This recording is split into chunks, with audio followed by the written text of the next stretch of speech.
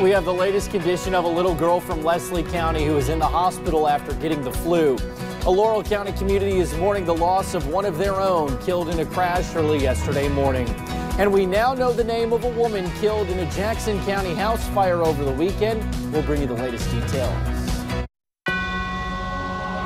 Dedicated to Eastern and Southern Kentucky, this is WYMT Mountain News This Morning.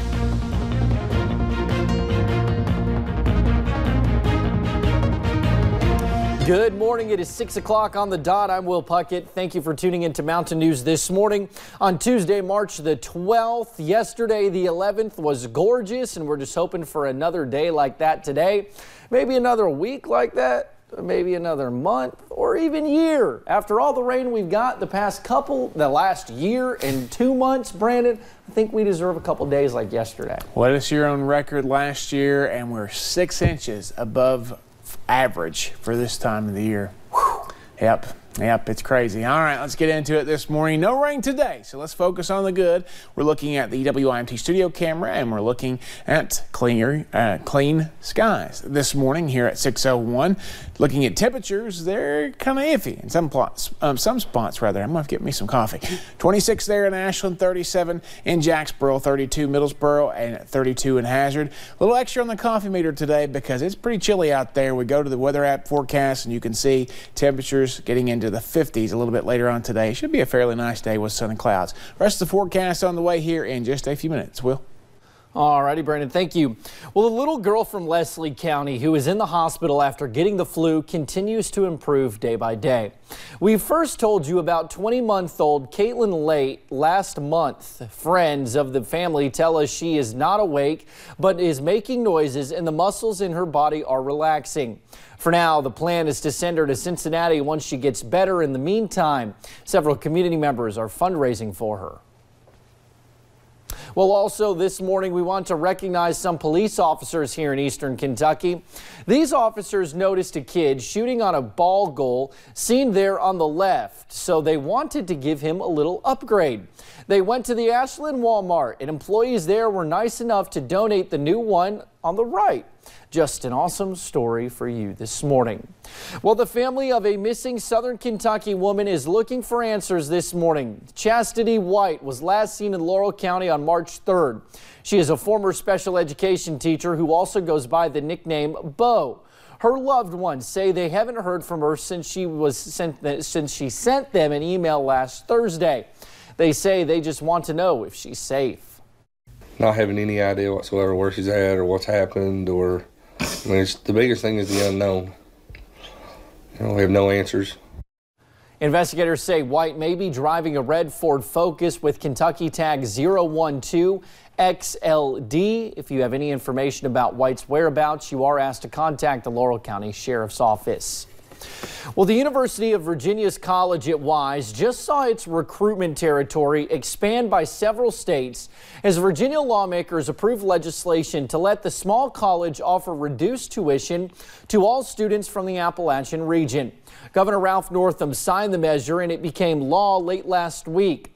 The law applies to students who live within the Appalachian Regional Commission territory, which stretches from rural New York all the way to Mississippi. Meanwhile, Virginia state troopers charged a man with driving under the influence of drugs after a fatal crash in Buchanan County. The crash happened on Friday afternoon. One car that was traveling northbound crossed the center line and hit a car traveling southbound head on. The northbound driver, Regis A. Charles, was charged with DUI. The other driver died at the scene. Well, a man who was out on parole for drug charges was just arrested again. Gary Warwick of Johnson County is charged with transportation of a controlled substance into the state with intent to deliver 5 to 50 grams of methamphetamine and pseudoephedrine altered. Deputies say Warwick was on his way to pick up a rental car at the Huntington Tri-State Airport when they pulled him over. Investigators found a large amount of crystal meth and cash.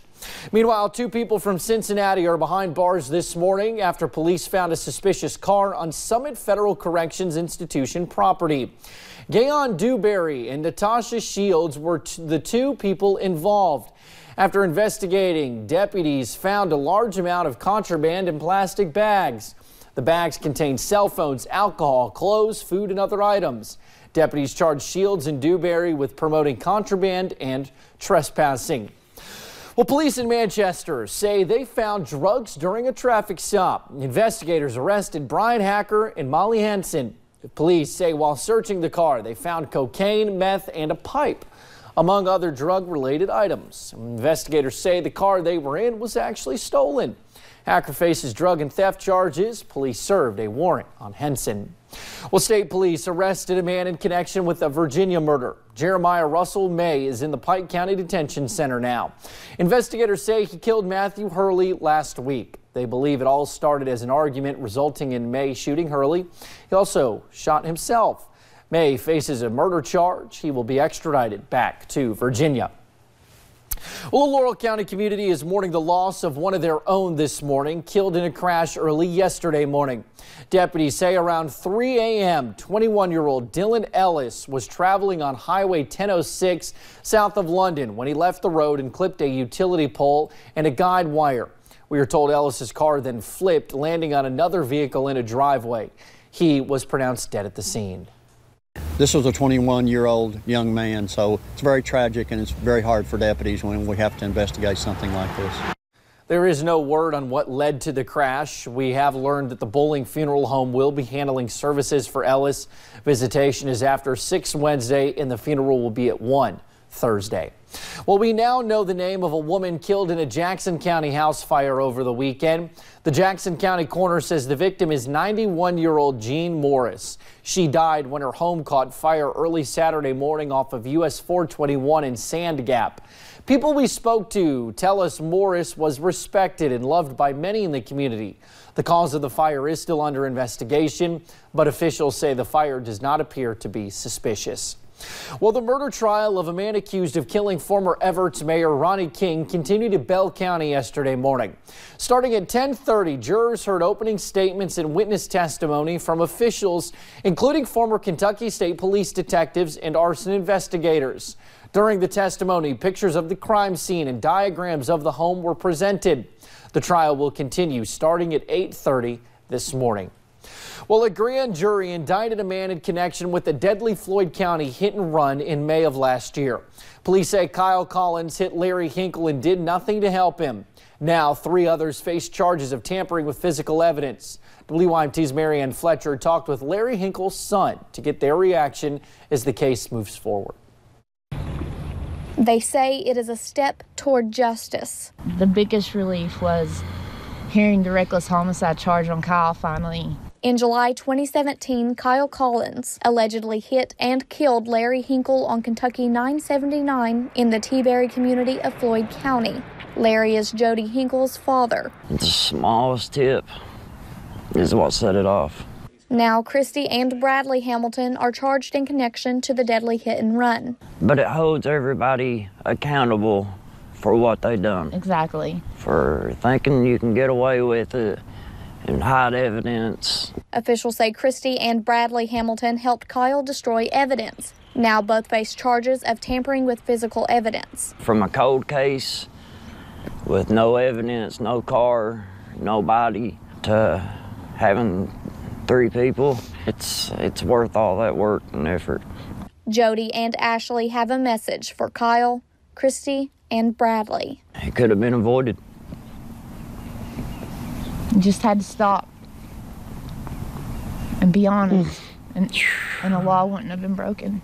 In Floyd County, Marianne Fletcher, WYMT Mountain News. Now, Kyle Collins could face up to 15 years in jail if convicted. His next court date is May 2nd at 9 in the morning. Christy and Bradley Hamilton will be back in court on June 6th. Their hearing is also at 9 in the morning. Well, we now know more about the woman found dead in Mammoth Cave National Park yesterday. The body of 23-year-old Mariah DeCrue of Park City, Kentucky, was found in the Zion Hill Cemetery. The FBI says they are still working with the National Park Service to determine the cause of death. Meanwhile, a man in western Kentucky is in critical condition after police say he was stabbed in the head during an altercation at a Walmart. Police got a report Sunday for 2 Hispanic males fighting. The fight began inside the store, then went into the parking lot. Once on scene, crews found one of the men had been stabbed in the head. The other person left the scene. The victim was transported to the hospital. Police are investigating.